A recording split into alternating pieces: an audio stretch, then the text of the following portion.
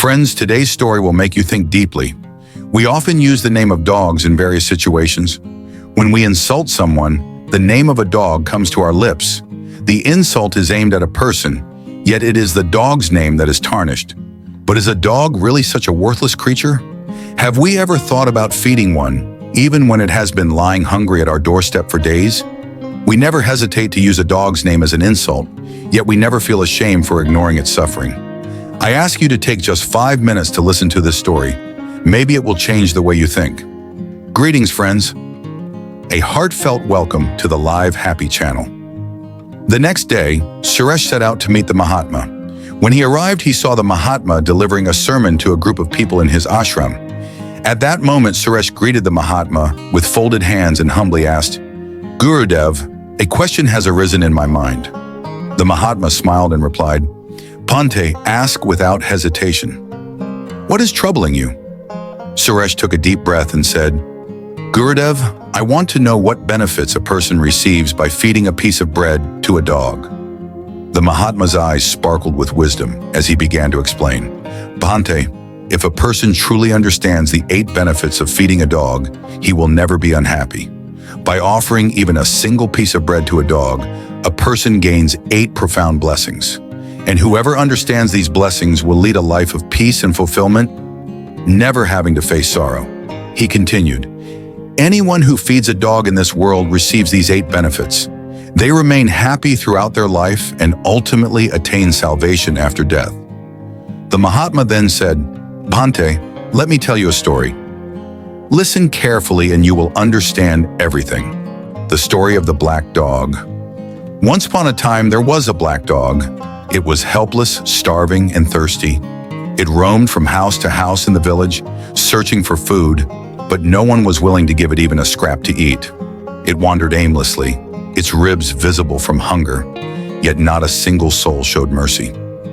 One day, tired and weak, it reached the hermitage of a sage who lived by the river, just outside the village. The dog, gathering the last ounce of its strength, looked up at the sage and spoke, "O Munivar, I believe you are a kind and wise person.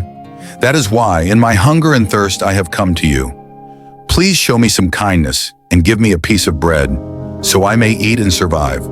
The sage, observing the poor creature's pitiful state, gently asked, "O dog, did no one in the entire village offer you even a single piece of bread to satisfy your hunger?" The dog's eyes filled with pain as it replied, "O Munivar, what can I say? You will not believe me." The sage's heart softened, and he reassured the dog, "Tell me, my friend, I will believe your words, for you seem truly helpless." With a heavy heart, the dog sighed and began its story. "O Munivar, we beg the people of this world to have mercy on us. We have no home, no shelter, no way to earn food. We do not even know how to wear clothes. We wander in the cold, the heat, and the rain, unprotected. We cannot read or write, and unlike you, we do not have discipline in our lives, but like you, we feel hunger. When we are injured, we feel pain, just as you do. And when we are sad, we cry, just as you do. These are the only 3 things that make us equal to you." Tears welled up in the dog's eyes as it continued. "God has already sent us into this world with immense suffering, yet humans make it even worse. We are not like you. We are helpless creatures. When we were born, our eyes and ears were closed. There were no celebrations for us like there are for human children. No music, no singing, no dancing. We were born into darkness." The dog took a deep breath and said, "At first I thought I was born into a wealthy home. But when my eyes opened, I saw my mother lying on a pile of garbage, holding her 5 children close to her chest. We were 5 brothers. The others had golden and brown fur, but I alone was black. I was also the smallest and weakest among us. Our mother rarely stayed with us. She had to go out and search for food, for without eating, how could she produce milk to feed us? She spent her days roaming the streets, desperately looking for something to eat. If she found food, she ate a little and saved the rest for us. If she found nothing, she went hungry. But no matter what, she always protected us because she was our mother." The dog looked up at the sage, its voice trembling with emotion. "Even after doing so much for humans, guarding their homes, chasing away intruders, protecting their crops, no one ever showed kindness to our mother. No one gave her food, and in the end, to survive, she had to steal. The sage listened attentively as the dog continued. "Tell me, Munavar, what wrong did our mother do?" "She stole food because she had no other choice. We do not steal for pleasure, hunger forces us to do so." The sage closed his eyes, deeply moved by the dog's words. What happened next? What lessons did the sage impart? And how does this story relate to the 8 benefits of feeding a dog? To know the answer, stay with us until the end of this video. O Munavar, I believe you are a wise and compassionate sage. That is why, in my hunger and thirst, I have come to you. Please be kind and give me a piece of bread so that I may eat and satisfy my hunger. Hearing these words, the sage looked at the dog with deep concern. He asked, "O dog, did no one in the village give you even a single piece of bread to satisfy your hunger?" The dog lowered its head and sighed. "O Munavar, what can I say? You will not believe me." The sage, sensing the dog's pain, reassured it. "Tell me your story, my friend. I will believe your words, for you seem truly helpless." The dog looked up, its weary eyes filled with sorrow. "All right, Munavar, I will tell you my story." Taking a deep breath, the dog began. "O Munavar, we beg you, the people of this world, to have mercy on us. We have no home, no shelter. We do not know how to earn our food. We do not even know how to wear clothes, so we wander in the cold, the heat and the rain, unprotected. We cannot read or write, and unlike you, Munavar, we do not have discipline in our lives." The dog paused for a moment before continuing. "We do not know how to speak like you do. Consider this our misfortune. However, just like you, we feel hunger. When we get hurt, we feel pain just as you do. When we are sad, we cry just as you do. These are the only 3 things in which we are equal to you. So please show us kindness and do not cause us more suffering. God has already sent us into this world with immense suffering, and on top of that, you humans trouble us even more." The sage listened in silence as the dog continued, its voice trembling. "We are not human beings like you. We are helpless creatures. When we were born, our eyes and ears were closed. We do not know if there was a celebration at our birth like there is at yours when music is played, people sing and dance, and everyone rejoices. Was there anyone who celebrated our birth? Was there a soft bed of cotton waiting for us? Did anyone wrap us in a warm cloth to shield us from the cold?" The dog let out a deep sigh. "In my heart, I believed I had been born into a wealthy home. But when my eyes opened, I saw the harsh truth.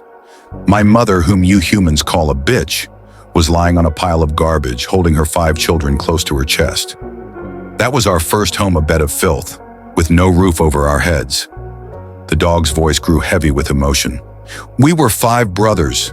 My other 4 brothers had brown and red fur, but I was the only one with black fur. I was also the smallest and the weakest among us.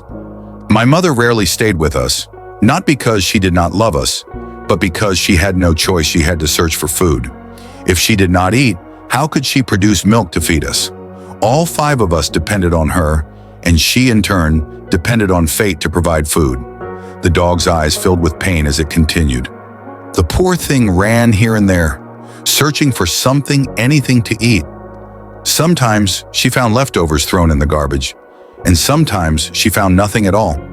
But despite everything, she always made sure we were safe. She would come back to us at night, exhausted and hungry, yet she would lick our faces lovingly before resting. No matter how empty her stomach was, her love for us never faded after all. She was our mother." A deep silence fell between the dog and the sage as the words hung in the air. "She stayed awake the entire night, guarding the village," the dog whispered.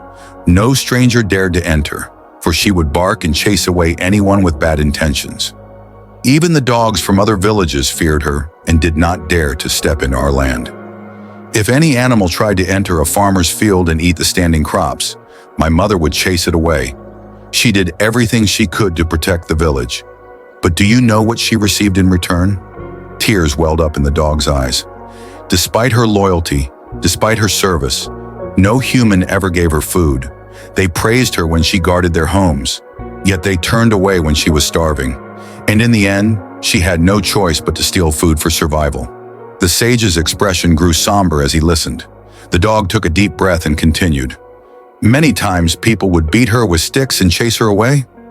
She would go hungry and thirsty for entire days, her stomach burning with hunger. Yet despite her pain, she still worried about us. Even in her suffering, she thought of her 5 children after all. She was a mother. The dog looked up at the sage, its voice breaking. Even after seeing her suffering, humans did not care. They had food on their plates, yet they refused to share even a small piece of bread. Helpless, she started sneaking into people's houses in search of food. If she found something, she would quickly grab it and run, hoping to eat before being caught. But if anyone saw her, they would chase her with sticks. Some cruel ones would even trap her inside their homes and beat her mercilessly. The sage's heart ached as he heard the dog's words. "Tell me, Munavar, what was my mother's crime?" the dog asked, its voice trembling. "She only stole food because she was starving. We do not steal for pleasure. Hunger forces us to do so. But humans, in their cruelty, refuse to understand." The dog lowered its head and sighed. One day, a terrible storm came. The winds howled, and hailstones fell from the sky. It was freezing cold, and that night, 3 of my brothers died. My mother cried for them, but no one understood her pain. After all, they were not human children. A heavy silence filled the air. What happened next? How did the sage respond? And what lessons did this heartbreaking story reveal? To find out, stay with us until the end of this video. Sometimes my mother found something to eat, and sometimes she did not. But despite her hunger and exhaustion, she always took great care of us after all. She was our mother. She stayed awake the entire night, guarding the village. No stranger dared to enter with bad intentions, for she would chase them away with her fierce bark. Even the dogs from other villages feared her and never dared to step into our land. If any animal wandered into a farmer's field and tried to eat the standing crops, my mother would chase it away, protecting their livelihood. Yet despite all that she did for the villagers, no human ever gave her food. She was their protector, their guardian, yet they let her starve. In the end, she had no choice but to steal to survive. Many times people would beat her with sticks and drive her away. She would go hungry and thirsty for the entire day, her stomach burning with pain. Even then, her thoughts were never about herself. She only worried about her 5 children. Hunger never let her rest, but the villagers. Even after seeing her suffering, their hearts did not melt. Helpless, she started sneaking into people's houses, hoping to find something, anything to eat. If she found a small morsel, she would quickly grab it and run away before getting caught.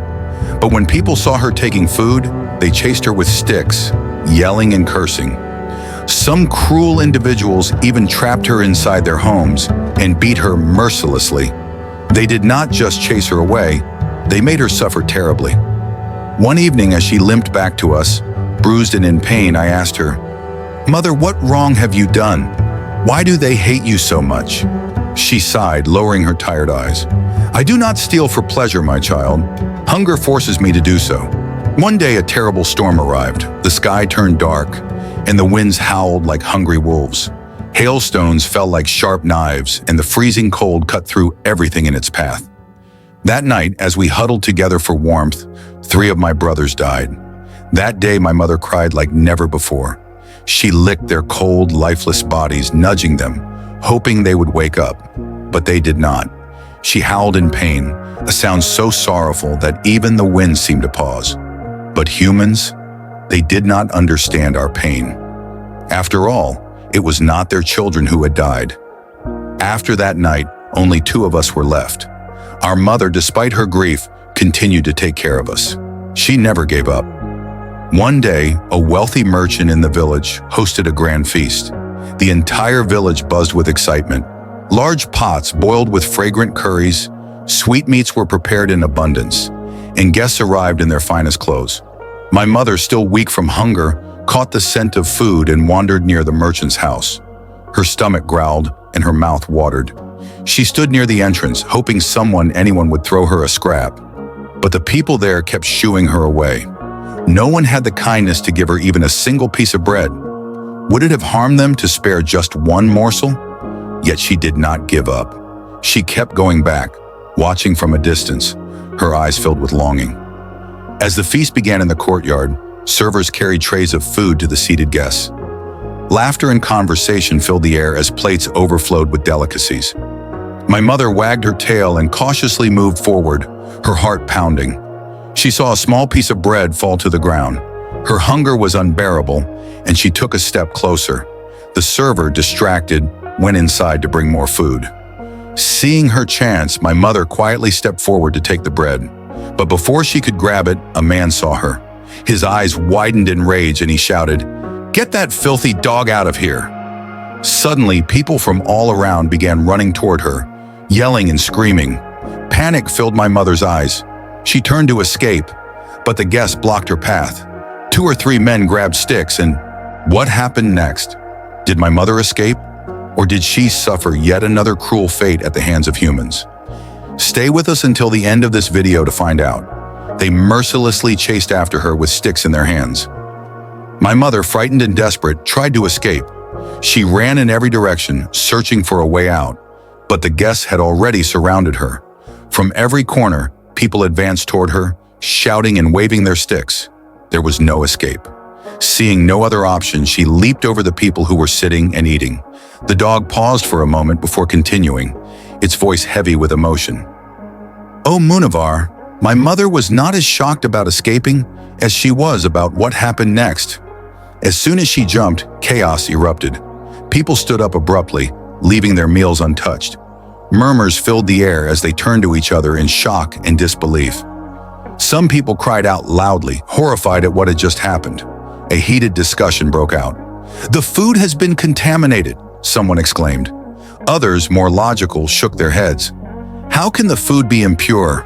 one man argued. "The dog didn't even touch the plates or the food. It merely jumped over them." Another man added, "In cities, people keep dogs in their homes. They let them sleep on their beds. They feed them. And yet, here you say this food is defiled."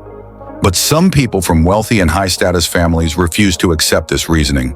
Their faces twisted in disgust as they declared, "This food is ruined. It is no longer fit to eat." Their voices carried authority, and in the end, their opinion prevailed. The decision was made. The feast was over. Every dish, every plate of food was now considered unclean. All of it was discarded. But rather than throwing it away, the entire meal was distributed among the poor. That day, for the first time in her life, my mother ate a full meal. She had never experienced such satisfaction before. Her hunger, one that had tormented her for so long, was finally subdued. She ate to her heart's content and then, for the first time in days, lay down to rest peacefully. But her happiness was short-lived. Just then, the wealthy merchant arrived, his face burning with rage. In his hand, he carried a thick wooden stick. Without hesitation, he started beating her mercilessly. She did not even get a chance to escape. The blows came down hard, one after another. She howled in pain, her screams piercing through the night. A mother's cries can melt even a stone. But that man had no mercy. He continued beating her relentlessly, his anger unshaken. Her agonized wailing echoed throughout the village. Some people gathered, disturbed by the heart-wrenching cries. Seeing what was happening, a few stepped forward and tried to reason with the merchant. "Let it go, Sethji," one of them said. "Hunger can make even a human lose his wisdom. This is just an animal. It does not know right from wrong. What will you gain by beating it now? What's done is done." Another added, "She did not come to ruin your feast. She came only because she was starving. Let her go." Finally, after hearing them out, he stopped. My mother, battered and broken, somehow dragged herself back to us. She told my brother and me everything that had happened. That night, as we huddled together, I thought about how painful a dog's life truly is. Humans beat us like thieves for nothing more than a morsel of food. Such people are heartless. They do not understand our suffering. The dog took a deep breath and continued. "O wise sage, one day, a Brahmin arrived outside the same village. He was a traveler and had set up a small place to cook his meal. He put lentils on the stove, kneaded some dough, and left it aside before heading to the well to fetch water. As fate would have it, my mother wandered near his cooking area. Her stomach rumbled at the scent of fresh dough. She stood there staring at it, a battle raging in her mind. Would someone come back soon? Would she get caught? She looked around. The place was empty.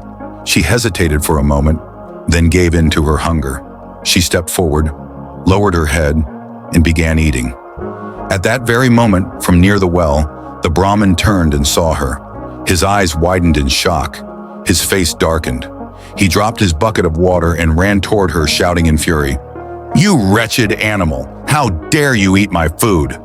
What happened next? Did my mother escape? Or did she suffer yet another cruel fate? Stay with us until the end of this video to find out the incredible benefits of feeding a dog. Third benefit, feeding a dog pleases Goddess Lakshmi, ensuring that wealth and prosperity never leave your home. When you show kindness to animals, the universe rewards you with abundance. Fourth benefit, it prevents financial downfall. If you are struggling with debt, feeding a dog helps remove obstacles, paving the way for financial freedom. It is said that charity and compassion purify one's karma, and feeding a hungry soul can bring relief from financial burdens. Fifth benefit, giving food to a dog in the morning and evening ensures that your business flourishes. It creates positive energy, eliminating negativity from your surroundings and inviting success into your professional life. Sixth benefit, feeding a dog increases longevity. Those who care for the helpless are blessed with good fortune and a longer life. It also aids in recovering lost or stuck money, ensuring financial stability. Seventh benefit, it helps maintain good health. A person who regularly feeds dogs develops mental strength, inner peace, and emotional stability. Their mind stays positive, energetic, and focused, shielding them from stress and negativity. Eighth benefit, feeding a dog pleases God, for He cares for all living beings. Those who show compassion earn divine blessings. Such individuals and their families always remain under God's grace and protection. You may have heard from elders that when a dog howls, it signifies an impending disaster or death.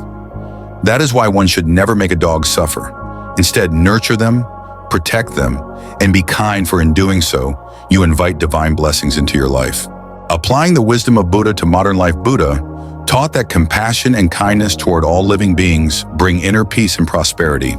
Just as feeding a hungry dog removes suffering and bad karma, helping those in need, whether animals or humans, creates positive energy in our lives. In today's world, where stress and financial worries consume us, practicing selfless giving can attract abundance, good health, and peace of mind. Instead of ignoring suffering, be a source of relief. A simple act of kindness like feeding a stray or helping a struggling friend can transform your destiny. In giving, we receive. This is the essence of true happiness.